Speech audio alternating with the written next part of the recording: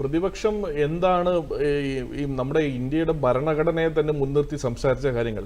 ഇപ്പൊ ഇന്ത്യ മുന്നണി ഒറ്റക്കെട്ടായി പാർലമെന്റിൽ ഞങ്ങൾ അവതരിപ്പിച്ച ഞങ്ങളുടെ വേർഷൻസ് എല്ലാം കറക്റ്റ് ആണ് എന്നുള്ള രീതിയിലാണ് കോടതിയുടെ ഇടപെടലും കോടതിയുടെ ചോദ്യങ്ങളും. ബഹുമാനപ്പെട്ട മുൻ MP ഇവിടെ സൂചിപ്പിച്ചു, ഇന്ന് കോടതി എന്താണ് ഈ ഗവൺമെന്റിന്റെ ഭാഗമായി അവിടെ എത്തിയിട്ടുള്ള അഭിഭാഷകനോട് കോടതി ആവശ്യപ്പെട്ടത് എന്താണ്?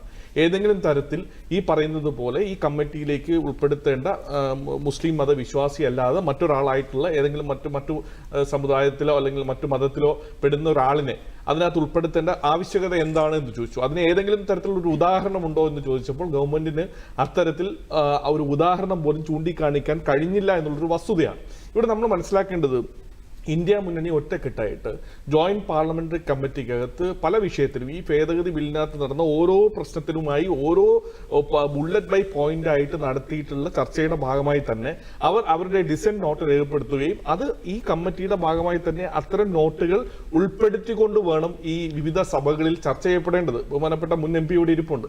അത്തരം ചർച്ച ചെയ്യപ്പെടേണ്ട ആ സാഹചര്യത്തിൽ പോലും അത്തരത്തിലൊരു ചർച്ചയോ ഡിസന്റ് നോട്ടിന്റെ ഭാഗമായിട്ട് ഏതെങ്കിലും MP-മാർ അവരുടെ അഭിപ്രായം സൂചിപ്പിച്ചിട്ടുണ്ടെങ്കിൽ അത് പ്രതിപക്ഷ MP ആയിക്കോട്ടെ ഭരണപക്ഷ MP ആയിക്കോട്ടെ അവരുടെ ആ ഡിസന്റ് നോട്ട് ഒന്ന് അതിൽ ഉൾപ്പെടുത്തി പോകാനുള്ള മര്യാദ ഈ ജോയിന്റ് പാർലമെന്ററി കമ്മിറ്റിക്ക് തന്നെ ഉണ്ടായിട്ടില്ല. അഥവാ ജോയിന്റ് പാർലമെന്ററി കമ്മിറ്റിക്ക് അത്തരത്തിലൊരു ചർച്ച നടത്തിയിട്ടുണ്ടെങ്കിൽ അതിന് വിശദമായ ഒരു ചർച്ച പാർലമെന്ററി തലത്തിൽ നടത്തേണ്ടതുണ്ട്.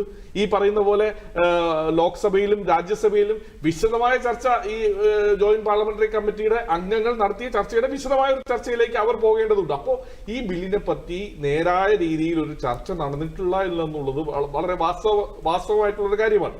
അപ്പോൾ എന്തിനാണ് BJPക്ക് ഈ തിടുക്കം? BJP എന്തുകൊണ്ട് ഇത്തരത്തിൽ ഒരു വെപ്രാളം കാണിക്കുന്നു ഈ വിഷയത്തിനകത്ത്? BJPയുടെ നിലപാട് നമുക്ക് കൃത്യമായി നേരത്തെ അറിയാം. ഒരു മുസ്ലിം വിരുദ്ധത ഈ സമൂഹത്തിന് മുന്നിലേക്ക് അവർ പറത്തിവിട്ടിട്ടുണ്ട്. കാരണം അവരുടേതായ ഒരു രാഷ്ട്രീയ ചിന്താഗതി അതിനകത്തുണ്ട്. ന്യൂനപക്ഷങ്ങൾക്കെതിരായിട്ട് എല്ലാ കാലത്തും RSSഉം BJPയും എടുത്തിട്ടുള്ള നിലപാട് തന്നെയാണ് ഈ വഖഫ് ബില്ലിന്റെ ഭാഗമായിട്ടുള്ളത്. ഇപ്പോ പ്രിയപ്പെട്ട ആങ്കർ പറഞ്ഞൊരു കാര്യമുണ്ട്, വഖഫ് ബൈ യൂസർ അതിനകത്ത് പറയുന്ന ഒരു ഭേദഗതിയിൽ പറയുന്ന ഒരു കാര്യമാണ്. എന്തിനാണത്? കഴിഞ്ഞ ഈ പറയുന്നത് പോലെ എത്രയോ കാലങ്ങൾക്ക് മുമ്പ് പഴക്കമുള്ള പുരാതനമായ പള്ളികളുണ്ട്. അതിന്റെ ഒന്നും രേഖയൊന്നും ആരുടെയും കയ്യിൽ പക്ഷെ ഉണ്ടാകില്ല. അപ്പോൾ അത്തരം പള്ളികളുടെ കാര്യത്തിനകത്ത് പോലും മതപരമായിട്ടുള്ള തർക്കങ്ങളും പ്രശ്നങ്ങളും പുതിയ രീതിയിൽ ഉൾപ്പെടുത്തേണ്ട ഒരു സാഹചര്യം അതിന് വേണ്ടിയിട്ട് ഒരു വിഷം കുത്തിവെക്കുന്നതിന് വേണ്ടിയിട്ടാണ് ഈ നിയമത്തിൽ ഇത്തരത്തിലൊരു ഭേദഗതി കൊണ്ടുവന്നിരിക്കുന്നത്. അല്ലെങ്കിൽ ഇപ്പോ ഈ ഒരു സാഹചര്യത്തിൽ എന്താണ് ഇത്തരത്തിലൊരു ഭേദഗതിയുടെ കാര്യം? പിന്നെ ഇവിടെ പ്രിയപ്പെട്ട BG വിഷ്ണു ഒരു കാര്യം സൂചിപ്പിച്ചു, മുനമ്പം വിഷയവുമായി ബന്ധപ്പെട്ട് എന്താണ് BJPയുടെ സഹപ്രവർത്തകർ കുറച്ചു കാലം മുമ്പ് ഈ ഫ്ലോറിൽ നടന്ന ചർച്ചയിൽ തന്നെ എന്താണ് BJPയുടെ പ്രതിനിധികൾ പറഞ്ഞത്? മുനമ്പം വിഷയത്തിൽ വഖഫ് ഭേദഗതി ബില്ല് എന്ന് പാർലമെന്റിൽ പാസ്സാകുന്നു അന്ന് മുനമ്പം വിഷയം അവസാനിക്കുമെന്നാണ് പറഞ്ഞത്. BJPയുടെ മുഴുവൻ പ്രതിനിധികളും പറഞ്ഞതാണ്.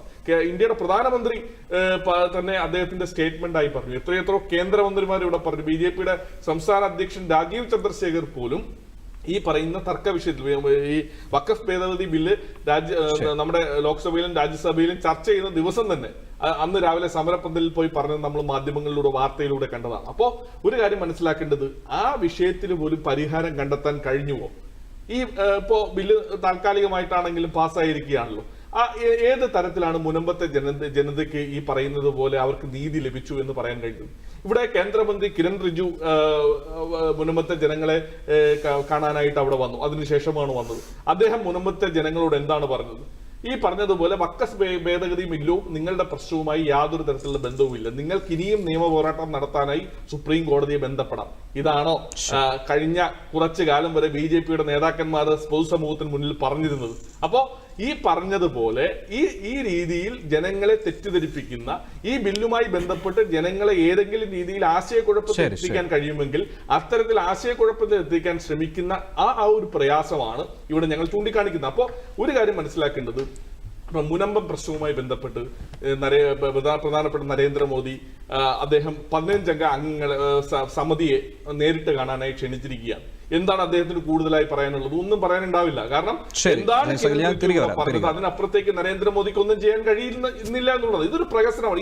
ഈ വിഷയം പൊതുസമൂഹത്തിന് മുന്നിൽ ഇങ്ങനെ ഒരു ചർച്ച നിർത്തി പോവുക, ഇതൊരു മുസ്ലിം ന്യൂനപക്ഷ വിരുദ്ധ സമൂഹത്തിന് മുന്നിൽ പ്രകടിപ്പിക്കുക എന്നുള്ളത് മാത്രമാണ് ഇവരുടെ ലക്ഷ്യം.